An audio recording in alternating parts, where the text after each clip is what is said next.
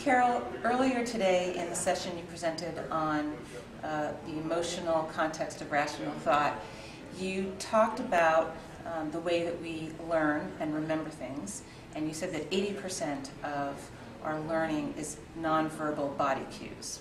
In this age of digital communication, where we're all emailing, texting, IMing, Twittering, how effective are we being at our communication, and how will we overcome the gap there?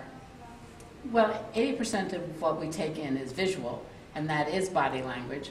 Part of the things that people text are the equivalent of body language, because they're telling you how they feel, what they did just a minute ago. They had a wonderful lunch, they had a fight with their boyfriend, they went to the movies. My son texts every time he moves from place to place.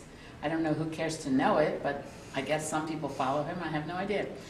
But it's very difficult because the brain has evolved very quickly from where we were 5,000 years ago, or 10 million, depending on when you want to start.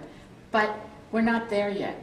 We don't think in terms of words. In fact, words for the brain are visual.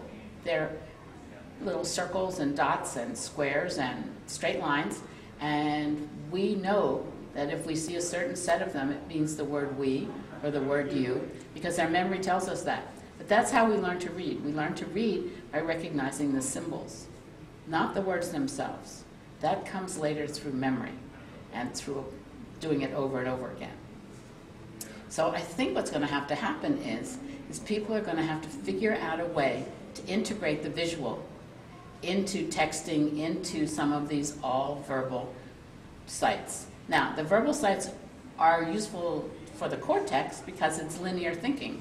So it can read it and it can think.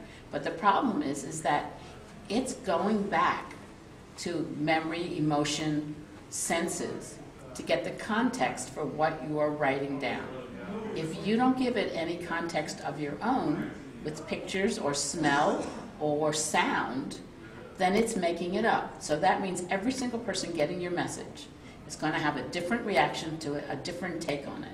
So what one person thinks is great, another's going to think is an insult, a third one's going to think is irrelevant, and a fourth one might like it. So you're kind of doing a crapshoot.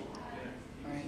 So do you think that imagery through photos and through YouTube will continue to rise as the way that we'll share information online? Yes. I think that images will absolutely, I think that eventually Twitter and some of these other sites will incorporate images. I think that YouTube will continue to expand its role as one of the most important sites, because basically what a lot of Twitter and a lot of Facebook do is they tell you to go look. Now Facebook already incorporates pictures, so you can use it for that. And if you use Facebook ads, you can add your own pictures to set your own context to it.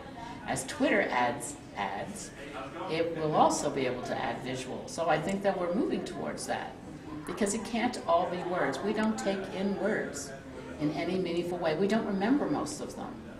In fact, we forget most of them the minute they come out of our mouths.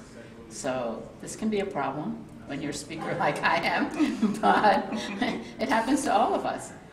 Okay. Thank you so much, Carol. Okay.